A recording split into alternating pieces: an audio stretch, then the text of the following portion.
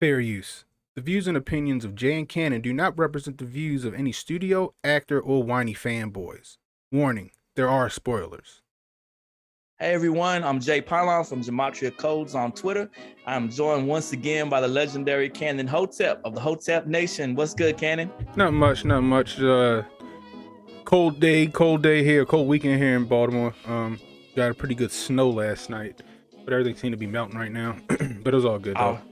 All right, it's starting to warm up here. I'm in Oklahoma, and congrats on your interview. I heard you was on Sirius XM. You was telling me that. Congratulations. Yeah, I appreciate it. Yeah, I was on Sonny Johnson's show on Saturday. It was a great talk, fire conversation. So if you got Sirius XM, I suggest you go over to the Patriot. It's on demand right now. You can listen to the interview. Pretty good. All right, man, I look forward to hear it. Congratulations on that. And shout out and congrats to Uncle Hotep on his interview last night with Bryson. Yeah, that was fire. I like that. Yeah, that was pretty good. Yeah, that was good. And Bryson had some fire hits on his hand too. Especially, I like that strong, powerful track he had about the abortions too, from the perspective of a baby. Yeah, that was a nice track. Yeah, and congrats to H-Day. He did an interview with Kim Classic. Kim Classic. Yeah.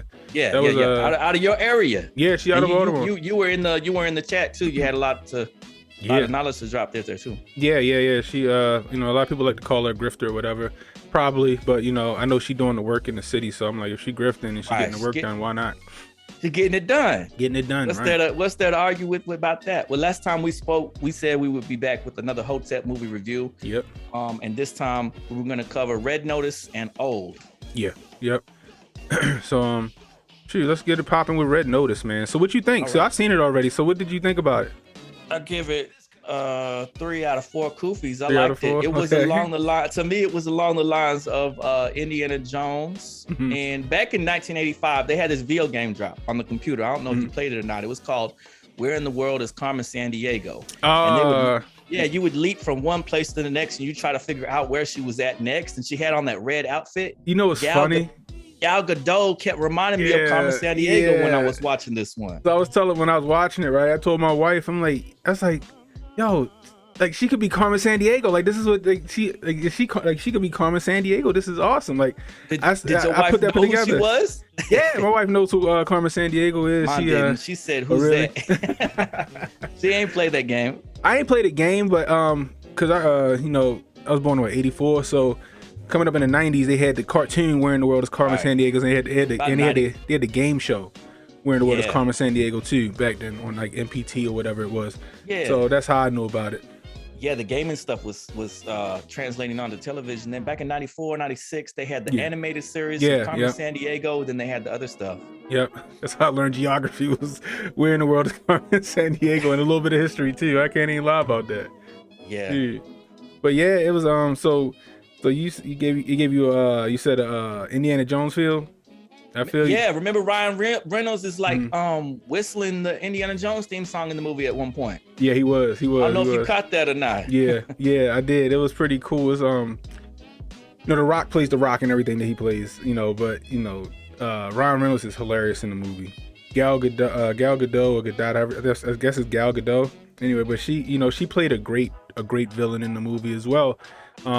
Like she kind of let herself, hang a little loose in this movie where she, is being a little like more, I guess the word more like comedic in this, not so serious like she was in like the Fast and the Furious movies and, the Wonder Woman movies. Yeah. So that was pretty dope. But Ryan Reynolds, he ain't took a loss yet. He's come a long way from Van Wilder. I'm gonna put it like that. Yeah, he's still the same. You look in every most of his movies, he plays the same sarcastic person, like the sarcastic dude that's got the little one-liners, the little zingers that he hit you with, and he did that in this movie too. He's been hitting out these movies left and right, from the Deadpool to Red Notice, and what was the Free Guy? He had Underground 6. I think it was 2020. Underground 6 was a really good movie.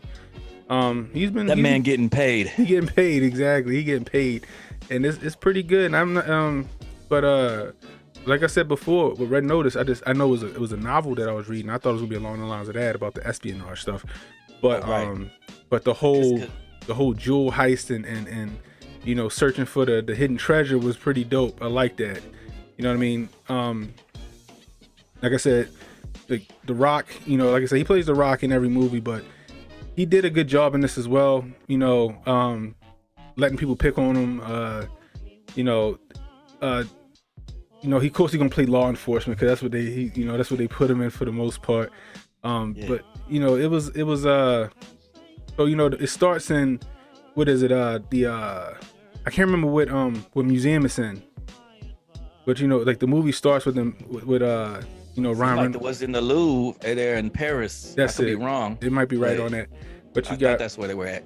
But you got the movie starting where I guess Ryan Reynolds' character is making this false egg to swap out the real egg with, and then you got the movie where, you know, The Rock comes in, you know, says he works for the FBI, and he's with the Interpol chick, she was kind of hot. The girl that was with Interpol, the one that came in with The Rock in the beginning. Yeah. So they come in and they like, oh, this is a fake and blah blah blah blah. He pours soda on it. He put the Coca-Cola on it. Right, like it was the Coca-Cola melt stuff. Right, like he was burning battery acid off of some terminals. But he, you know, then he found out it's real. Then, you know, they get into a whole chase scene with him and Ryan Reynolds, which was hilarious. And then they catch him. Some good stunts on that one too. Yeah, he did, especially on the scaffolding. With the scaffolding scene. Yeah. Right. So, then he gets away, and you know, they catch him at his I don't know where the hell he lived. Was it Costa Rica? Or whatever. Said Bali or something like that. Was it in Bali? It was a nice ass little island getaway. He had the button down Hawaiian John on. He was ready for him. Yeah, he was drinking his drink. Yeah, when I saw that scene, I was like, how did he get changed so fast? Did he have that under off his outfit? Right, exactly. He was suited and booted right from real Jump fast. Street, right from Jump Street. We think, you know, in the movie, we think about to get this great car chase scene, and then no, he gets in a car accident. You know, it was hilarious. I thought something was like that. They didn't fool me. I thought, oh, he's about to bust this car out because they're trying to make it too cool, and you know, it's part comedy. So I thought, he's about to bash his car all up. Right, he get hit by a DHL truck or whatever it was. It was hilarious. But you know, fast forward, he gets arrested, and then he hands the egg off to an agent, which we find out later it was Gal Gadot's her character. What was the Bishop? I think they called her. They called her the Bishop. Yeah, Bishop. Yeah, but he didn't. He claimed he didn't know at the time. You know, she takes the egg, she swaps it out for a false one. You know, now the Rock's character is under investigation, and he gets arrested for theft or whatever you call it, and he gets put in the same prison. And they was in a real gulag, wasn't they? They was in like the gulags there in Russia or Serbia or wherever it's cold at. They somewhere, you know, they get put in there. Yeah, I don't want to go out to the Russian gulag. I hope we get some American ones instead. Yeah. I don't want They was eating, I don't know what the hell they was eating. It was some kind of gruel. You know what right. I mean? They was getting the little slush and stuff. Right, some kind of protein paste or something he was eating. Yeah, would be like, I want some more, sir. Right. Little bowls out. But the thing I liked about it was like every step that Ryan Reynolds' character made was calculated. It was all like, it seemed like it was not worth it, or it was just him being a troll, or him just being a jerk. But you know, you find, especially like in the scene where they escaped from the jail or from the prison, everything he did, from, you know, calling the Rock's character a cop and having that dude attack him, till when they were stacking rocks to fix the wall, everything was calculated at that point in time. I was like, that's pretty dope. This is on some Ocean's 11 shit. His con game was strong. Super strong, yeah. You know what I mean? But you know, they also had Gal Gadot in there. She played a badass villain in this movie. I guess you could say, or not even gonna say villain, competitor or adversary. You know what I mean? Because they was all competing to get these. They wanted the 3 eggs, you know. Yeah. So 3 eggs for 300 million. 300, yeah, exactly. I might turn to a life of crime for 300 million. They needed that 300 million. Right. So, but the one thing I really did like was that action scene, that fighting scene he had inside that guy's safe or his vault. Oh, his vault, right. Where he kept one of the eggs, and they needed one of the gold eggs. Right. So they had the one from the Louvre, and then they needed his egg, and then was one somewhere else that we'll discuss later. But that fight scene where between him, Ryan Reynolds, The Rock, and Gal Gadot, that was great. That was great. You know, I guess she went back to her Wonder Woman roots on that one. You know. Oh yeah, she was strong. He was whooping ass. But even in the fight scene, you know, Ryan Reynolds hilarious. You know what I mean? You know, it was just great. Then they get captured, and then I just had to cringe when they was torturing The Rock for the where she put the electrodes on his nuts. Yeah, and she kept singing that she was going downtown with the electricity. Yeah, she started singing "Going Downtown." I didn't think Ryan Reynolds was gonna step in. I thought he was just gonna be like, yeah, let him have it. Right. That's what I thought. I thought he was just gonna keep going or whatever. But I guess his character started to like The Rock's character.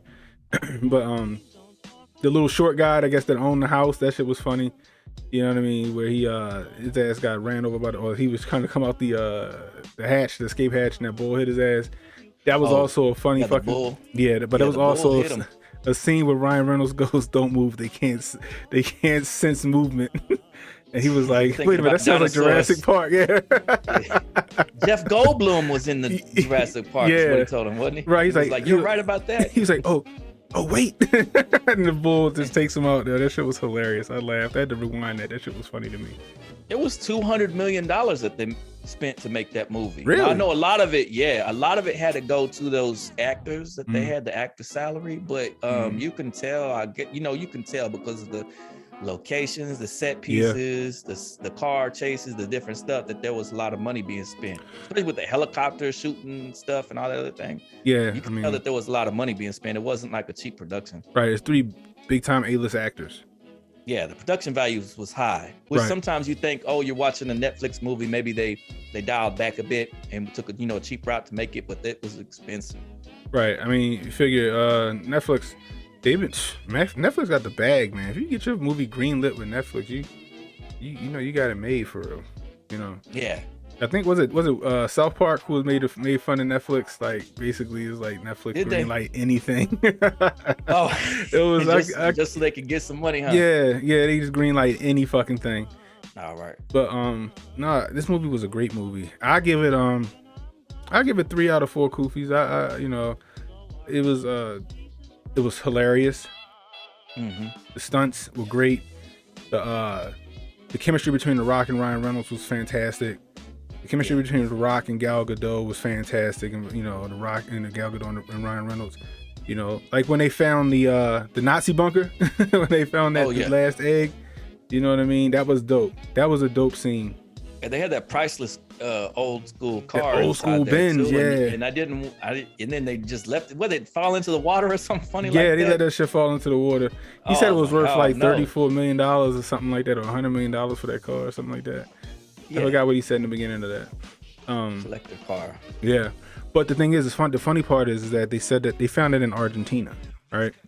Yeah, I know. Boys in Brazil. That movie, you see that movie? Boys in Brazil. It's an old school movie from the 70s, and it talks about about the cloning project and about how they fled to Argentina and those spots in order to hide out and then regroup and stuff like that. Right.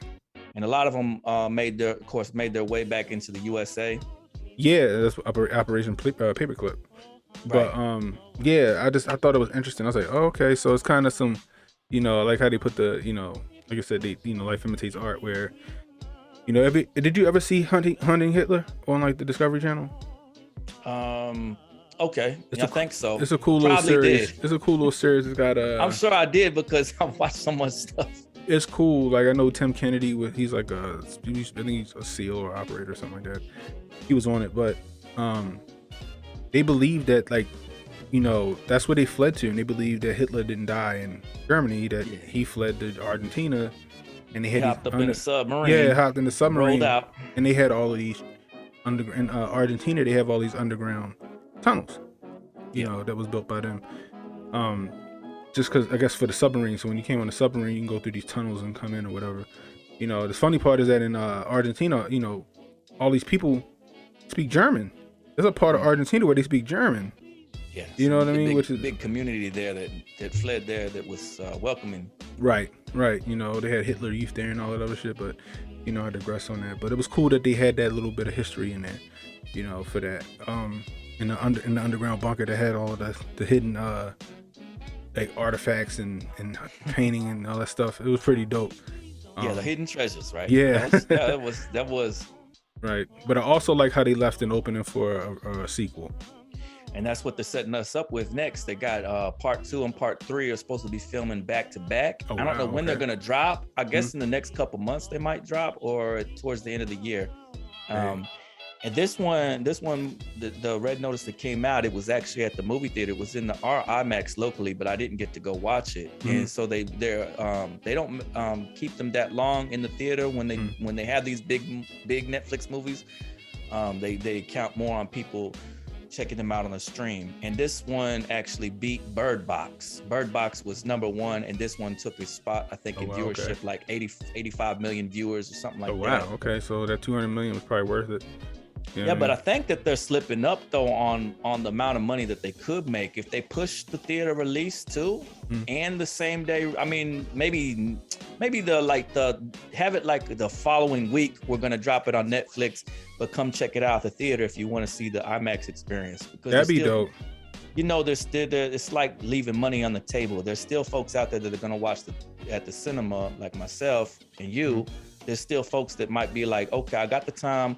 We can go check this out at the theater because the sound is great. Right. The big screen is great. Right. And when you back at the house, my kids running through the room, I can't hear everything all the time. Sometimes I have to rewind. I'll be like, oh, what'd they just say? Because the kids come through playing. Yeah, no, you're you're right. Like, for example, you know, I mean, shoot, let's get into it now. I just finished watching Old. So, you know, I'm trying to watch Old. My nephew's here with my son. They running through here with the loudest trucks that you could possibly have. Making all these noise. Remember, like, when we used to put I heard that. You know, like back when I was a kid, we used to put the little quarter water, the Huggy juice, in between the tire and the damn. Exactly. That's all I hear. So I was like, oh my God, I can't do this. So y'all gonna get on me for this. So I let them watch TV, and I put my Oculus on. And I watched the movie inside of my Oculus. Can't even lie to y'all. It was a pretty damn cool. Oculus. It was a pretty damn good experience. I'm in there. That's what remember Unc was saying he wasn't gonna put on the whole headset thing when he was saying about the metaverse. He was like, I'm not putting on a whole headset. Here Cannon just like, okay, let me Oculus this up. I couldn't go in the basement and watch it because my wife was gone, my daughter at the time, so I had to watch these two. So I was like, all right, I'm gonna go in the other room. I'm going to the living room, sit down on the couch. I threw the Oculus on, and you know, inside of the Amazon Prime app on the Oculus, it's like you're sitting in an AMC theater. Is it? It's exactly what it looked like. That's pretty cool. Yeah, it's dope. So the lights. It's got little seats that you look around. Yeah, you look around, you see other seats, you see the steps, and you know how you like in the steps they got the lit like strip so you don't trip over your steps and stuff. They got the whole. It's the theater. You enter the whole world in this metaverse. You look behind your seats. Yeah, it's pretty dope. But I sat in there, I got comfortable, and I watched the movie. You know, Old, man. So in the beginning, right, I'm sitting there watching it. I'm like, oh my God, what the hell Jay got me watching? This is some shit, right? Until they get to that motherfucking island. Then that shit got me, right? So, you know. It starts off like it's going to be some kind of a new age drama or something like that. Yeah, and I was just like, what the hell is this? They're on an island working on their marriage or some shit. Like, I didn't know what this was. And you're not catching all the little subtle things that are happening around. Well, At that point. So, you know, I'm sitting there watching it and everything just seems normal. I'm like, what is this? Is this a movie about nothing? Like, and then the lady has the seizure. And I'm like, okay, she had a seizure. What did this mean? You know what I mean? And I'm looking around. And I see the dude, the brother, look like Eddie Gordo sitting on the beach, and the chick take all her clothes off and go in the water. I'm like, okay, what the fuck is this? And then, you know, then they get to the beach. You know what I'm saying? I'm still like, okay, you know, until the girl body washes up on the little boy. Then I'm like, oh shit, what the fuck? Now I'm thinking we got a murder mystery going on. You know, I think we got a murder mystery on our hands. Yeah. So I'm sitting there watching, like, okay, what the hell? And then the black guy comes out of nowhere, and he was just like, nose is bleeding. He goes, damn. Like, what's the dude from the WWE? He was like, damn, I can't think of his name. Like, I think his name was David something, but I could be wrong. I forgot. But it's one dude. I like that character. Yeah, he was like, damn, in this big deep voice, right? So, cause that was this guy. There was this black dude in the movie. This fucking, I'm gonna call him Eddie Gordo because I didn't know his name. It was like, I think it was a Brendan or some shit. Yeah. Anyway, so that was his catch line the whole goddamn time. Every time something happened, he's like, damn. So I'm like, okay. So then at a glance, so when you first think like, okay, well, he was the last person because you watch the movie. That's the last person she was with was this dude. You know. Yeah. You see him walking in the water after her. You know, he took her clothes off. She was trying to get some action. You know what I mean? I'm thinking something going on. So then, you know, she washes up. I'm like, okay. So as she washes up and they come in contact with this guy, little boy told his mother, what did he say? Like, he take my trunks off, they're tight. And she's like, oh, you'll be fine, just loosen up. And then like, he too damn big for the trunks all of a sudden. Right. So I'm like, okay, what the hell going on here, right? So then I'm thinking like, oh, the movie called Old, so what does this mean? So I'm sitting there watching it. So now, you know, and I think rightfully so, they looking at him because he came out of nowhere, his nose bleeding, she did. You know, they like, who the fuck is he? You know, he had like you know, he say that, you know, he's so hostile off the top, so it's like, I ain't got nothing to say to y'all.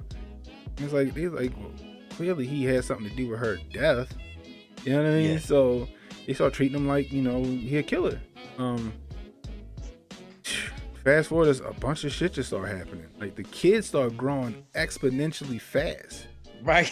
You know what I mean? I'm like, damn. Like the little girl turned into like, I think she was 12 in like 30 minutes or something crazy. Something. You know, equivalent to 12. And then I'm just sitting there like, okay. So now this ain't a murder mystery. Like, what the fuck going on with this island? It's like something supernatural is happening now. Right. But it feels like, right? Right. So especially when I guess the guy, I don't know his name as an actor, but I know he was in The Man in the High Castle. Not the main husband, the husband to the real pretty chick, the skinny pretty girl. Okay. Anyway, so he tries to go through oh no, it wasn't him, it was the Asian guy. They get there. Oh yeah, he was a doctor or a nurse or something. He was a nurse, yeah, and his wife was like a psychiatrist or whatever. So, you know, you had your AARP and you had your Black Lives Matter check right off the top. So I guess when they found out the girl was dead, he went to go see if he could get catch the, you know, people that dropped him off from the resort. He trying to go back through the path. He black out. He back on the beach. Man. I'm like, what the fuck? So then I started thinking Maze Runner, right? Oh, they started giving me a Maze Runner vibe. Like something's keeping them there. Yeah. So I started getting a Maze Runner vibe on this shit. I'm like, okay, all right. So that's when I started getting into it. I'm like, what is going on here? So fast forward, you got the guy from The Man in the High Castle. I can't think of his name. Let me look this. I didn't honestly. I can't remember any of those actor characters' names in that movie. I just remember the story of the movie, but I didn't remember any of the characters' names, and I didn't know much of those actors from outside the film. Even though I've probably seen them in different stuff, I didn't know them from outside that film. Right. Because The Man in the High Castle is one of my favorite shows. Dystopian story, a 1984 style story. Yeah, it's a 1984 style story, alternate reality type shit. You know. Right. But it was a great show. He played the Obergrubenführer or whatever, however the fuck you say that. Obergrubenführer or whatever. But he goes through. He tries to go through. Him and the black guy, because he chased the black guy. To get out of there. He tries to get out of there, go through that path, through the cave. Right, but he chased the black guy. He was chasing the black guy because the black guy took off. Okay. And then they both ended up back on the beach. Knocked out, huh? Knocked out. They don't know how they got back on the beach. So everybody was like, well, you came out stumbling and holding your head. And they're like, huh? You know what I mean? So then I'm really into it at this point. Like, okay, something's keeping them here. And then I see how as they go through it, right, they're getting all groggy, and I'm like, So then it puts me in mind of the stories I would hear from Mount Fuji. Oh, okay. Right?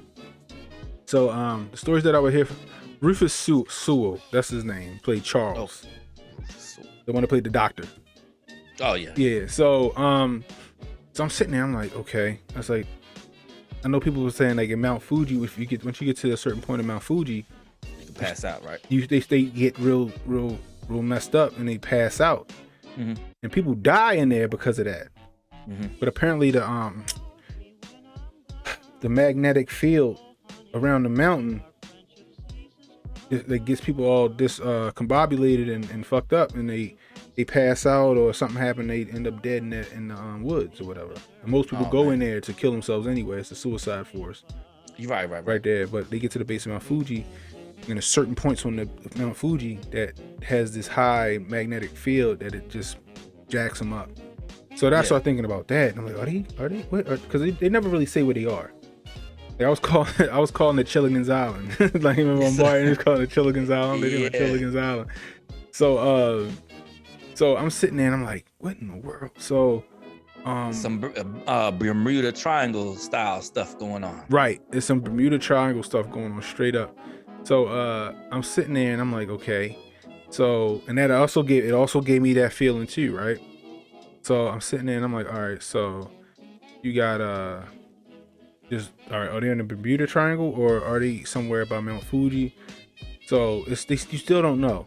So then one guy came with, I think he said, well, there's something with these rocks or something. You know, he said, what'd he say? He said that, well, you feel like you're when you walk in, you're like you're coming out of the water too fast, like you're ascending too fast, like you were scuba diving too fast from the water, and you're getting the bends. So I guess basically he felt like he was getting the bends. And you know, maybe if we take your time and get through there, but they said it would have took like the equivalent of 20 years. You know what I mean? Because they see that they're aging quickly.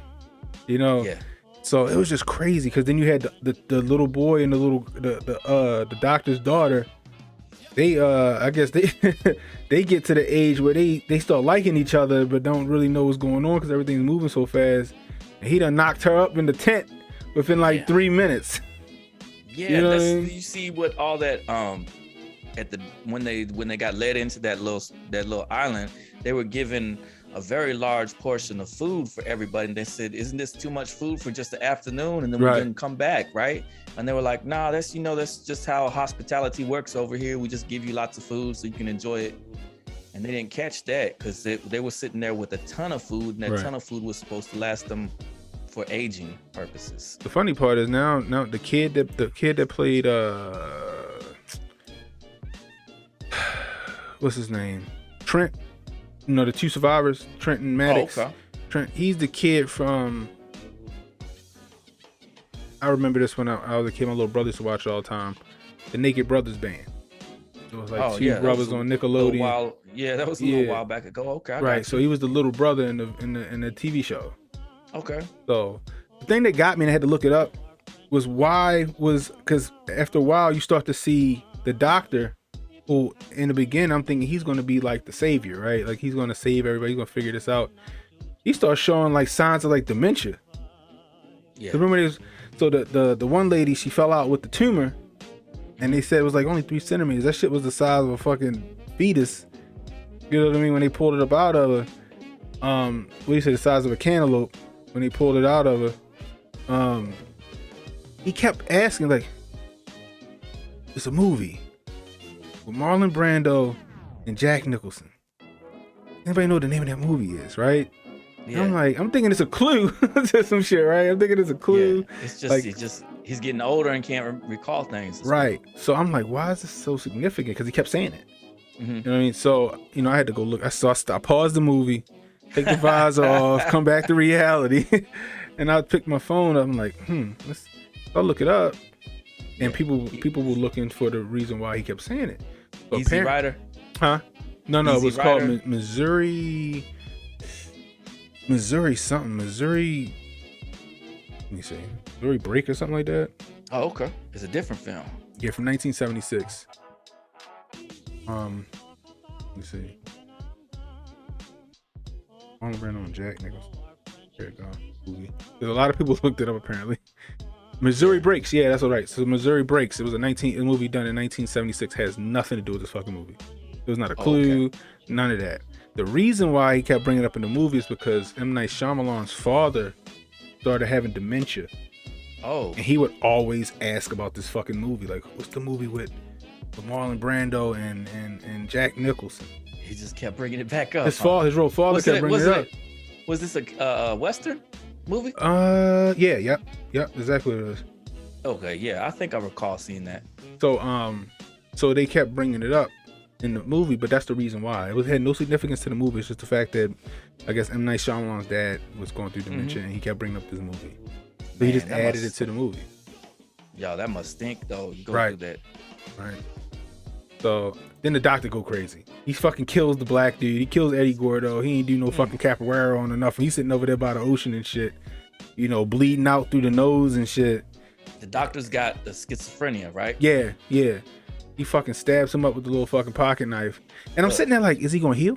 He's stabbing him. So I'm like, is he gonna heal? Like, cause remember, like when he sliced him across the face, and the shit fucking healed immediately. Then they was trying to get the tumor out. Her fucking stomach kept healing. Though, because the older you get, the slower it is to heal up.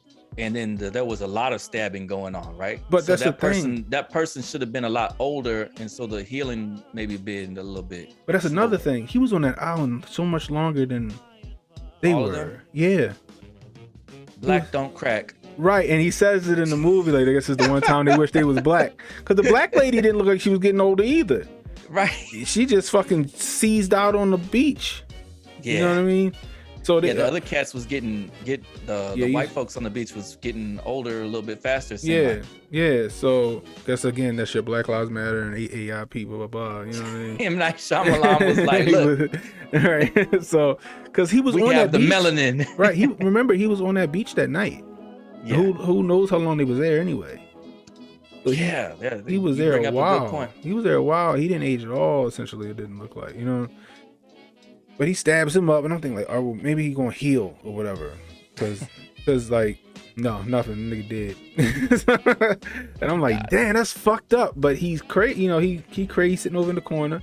They managed to get the knife from him, or whatever. He just sat in the corner for most of the movie. Then his daughter, she gives birth within like what, a minute and a half of them realizing she was pregnant, and then the baby died like that. Because like the failure of attention, and then she over there, and then she, after then she like, I gotta get out of here. So she started climbing the rocks, thinking she gonna get out that way. You know what I mean? And that was fucking tragic. I'm happy they had that. I remember I took like a little online course for like movies and shit, like their methods. I guess it's off-scene violence. So as she falls, they let you see her falling from that height. But they never let you see her hit the ground. When she hits the ground, it cuts away to the water. Yeah. So it's like that off-scene, whatever you want to call it. Like, just leave it up to your imagination what the fuck she looked like when she hit the ground. You know, I'm like, damn, that's fucked up. Because you think, like, the kids might make it or figure it out or whatever. You know? Yeah. So, I think the worst one, though, because what they said, that they figured out that, like, you age an average of what? 2 years every 30 minutes? So, or a year every 30 minutes you age. So 2 years every hour is what it came up to. So, so then you got, I think the worst one was the mother of the girl that fell from the cliff. She had a calcium deficiency. They said it in the movie. She made a big deal about it at breakfast. She wanted her calcium bomb shake or whatever the fuck it was she wanted to drink. Oh, okay. Because she said she had a calcium issue. So... Right. She got the fucking Hunchback of Notre Dame back going on. She walking, don't look at me, and all this other shit. So she ain't had no calcium, but it looks so fucking crazy because when when the kids went to hide, you know, because fast forward, the doctor went nuts and he tried to kill the other character. Forgot his name. Guy, I guess his name was, whatever their father's name is, the main two kids, Maddox and Trent's father. Okay. Because he started losing his vision, so he couldn't really see who it was, and the mother couldn't hear. So it's literally like hear no evil, see no evil. You know what I mean? So they was getting jacked up, right? Because as the night was going, it was getting older. So the mother lost her hearing, and the father lost his vision, essentially. So Is it like cataracts or something? Right, and that's what made me think, like when you said like he was stabbing him too much and maybe that's why he died. I'm like, he was slicing the shit out the dad with the knife, right? And he kept healing immediately. He started healing. So I'm like, damn, they could have let the black man live then. But he was probably in his hundreds by then. I don't yeah, really know. Yeah, he probably was, but he was fine. But so I'm sitting there like, damn, it's fucked up. So the mother started taking the shots on the back, and then she ran to tell the kids to go hide. You know what I mean? You would think that, I guess you would think that the son would be physical enough to stop him, but you have to remember that the son, mentally, he's 7. Oh yeah. They're little kids, so mentally they're little kids, even though their bodies have now become grown adults. Right. Okay. So, you know, so they go hide or whatever, and then the one lady in there, don't look at me, look at Hunchback, that was the nastiest shit because she didn't have no calcium in her bones kept breaking, but healing immediately. So she was disfigured like shit. So every time she would break something, it would just heal in the wrong way. And then like she just contorted herself to the point where she just killed herself trying to get to the kids because she was upset that they was looking at her.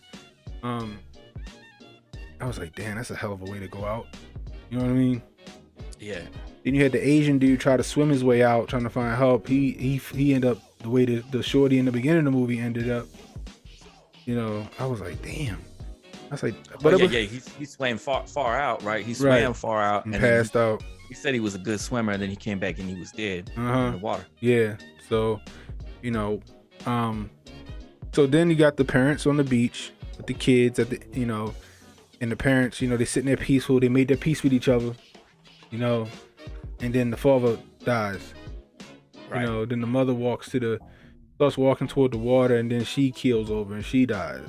So now these 7-year-olds essentially are left alone. You know, they mean, you know, physically they what, 40? I thought that was in the late mid 30s, mid 30s somewhere. Mid 30s, like 35, 36, somewhere around there. I thought. Okay, by the time the morning came, that he was in their 50s or close to 50. But yeah, so they was in like their 30s, like their mid 30s. But mentally they 7. You know what I mean? So, you know, they sitting there, and then the sun rises, and they're sitting there trying to figure out, should we even try to do this, get off this island anymore? You know. So I'm like, damn, I feel bad for him now. Like, at this point, I might have just been like, fuck it. That's just it. I'm just going to enjoy this fucking sunset until I go or whatever. So, you know, they start sitting there making a sandcastle, being kids and shit. Like, all right, before we figure it out, let's just fucking have some fun. And then one kid starts talking about the kid that they met in the beginning of the movie, which ends up, you know, he gives them like the little decoder. Decoder paper. Yeah, the paper, right? The hidden message. So he's like, I never decoded the message. Yeah. So he goes get the paper and he's messing with it, acting like a little kid or whatever. And then he looks at his sister and he shows it. Says my uncle hates the coral. Yeah, right. I'm like, the fuck out of here. You tell her, the coral over there, that's your way off this island. So you know, they was like, fuck it, it's worth a shot. Like, I mean, what else they gonna do at that point? You know, they stuck. But the fucked up part is seeing the person up at the top of the mountain just observing them the entire night, throughout the day, the entire night and shit. I'm like, what the fuck is going someone's on the mountain recording everything, watching everything with some long range telescope or something like that. Right. Checking it all out. Right. So since, you know, the beginning, since they got to the island, it was somebody that was observing them the entire time. Sitting on top of the mountain, you can see him, you can see the reflection off of his binoculars or whatever he was using, or a camera. You can see the night vision coming off the camera in the evening. Like, there was somebody up there was watching them, and you know, the kids noticed it, but nobody else really did. He's like, why are they recording this? You know. So then I'm sitting there, you know, once you see them, like, damn, I didn't know what it was at first. So I'm sitting there like, is this some kind of behavioral thing? Like, what are they recording them for? What kind of experiment is this? So I'm sitting there like, okay. So the kids, they go and they swim to the coral. Sure enough, they swimming through the coral. They don't get, you know, woozy and feeling like they're gonna black out. But the girl, I'm like, why the fuck would you swim with a robe on? But the girl, her robe gets caught on the coral. Oh yeah.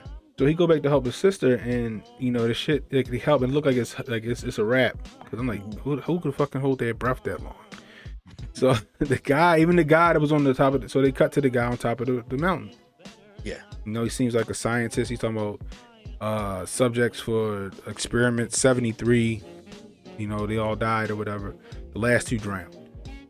I've been sitting here for a minute and a half. They never came up. So I thought they was gonna make it through the coral. So he goes back, and then as he's driving back, they take us to this lab. I'm like, oh my gosh, here we go. The big reveal. The big reveal. So he goes into this lab, and you just see a bunch of scientists in there. All these vials of, I guess, like drugs and medication or whatever you want to call it. And it turns out it's the equivalent to big RX. Some RX company is there, and they done found the island. They using it to conduct studies on drugs in no time. So, you know, certain studies for drugs take like 5 years, 5 to 10 years for certain drug studies. And the clinical studies can run a long time, cost a lot of money. Right. But you can't do human experimentation until you get approved at certain things. Right. So with this island, you know, because of the magnetic field and all this other stuff, it had an effect on the cells of the people. So they aged an entire lifetime inside of 24 hours. Yeah. So because they aged this entire lifetime inside of 24 hours, the company found a loophole where they could test these drugs out in rapid time and so-called get them out to help people, you know, that are sick.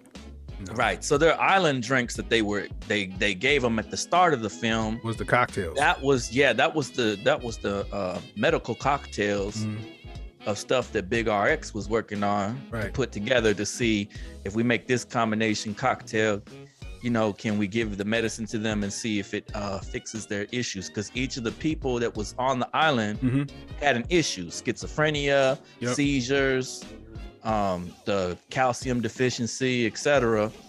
And so they were saying, okay, we'll go ahead, even though it's unethical and amoral, we'll go ahead and give these people this cocktail. If they survive it, then we can launch this next product, because we know off the bat, hey, this product is gonna work. So they remember all those doctors said, okay, let's go ahead and take a moment of silence. Yeah. Because this whole group is dead, and we'll move on to the next group. Right. It was like, how many groups have you been killing with kids and everything? Apparently, it was a fucking experiment group 73, so it was 70 fucking 2 other groups other than them. I'm like, God damn.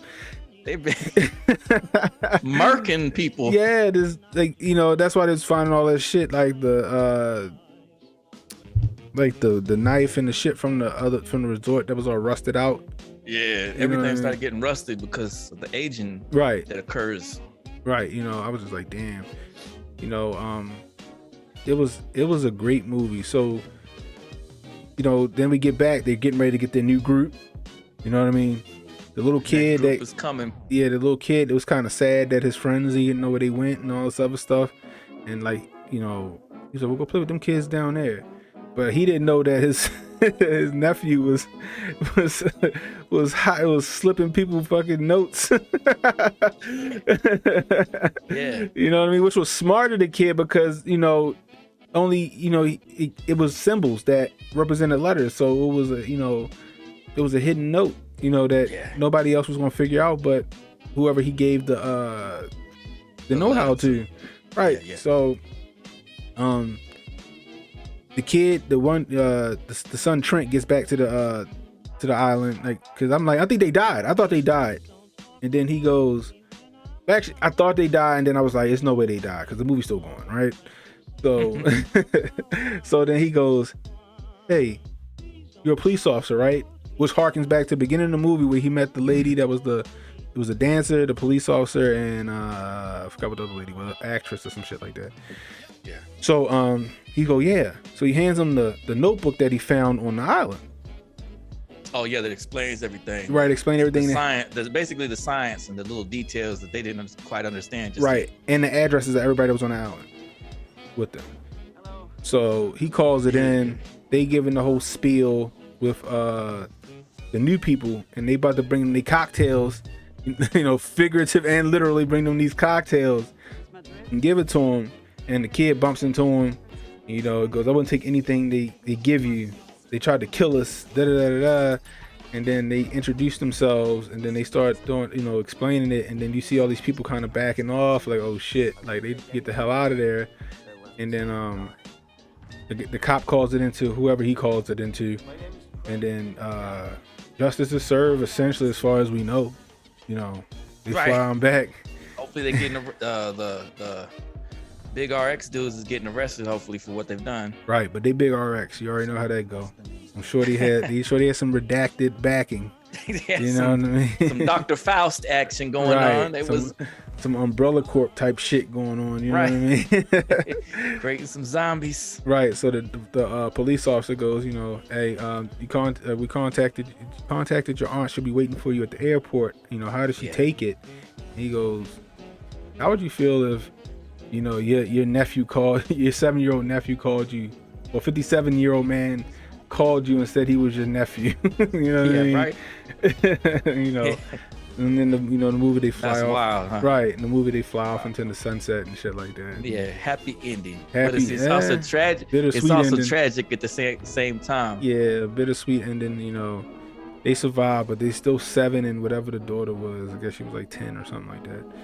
Right. You know, but it was just like, damn. And that's all thinking, like, how are they gonna cope in the world?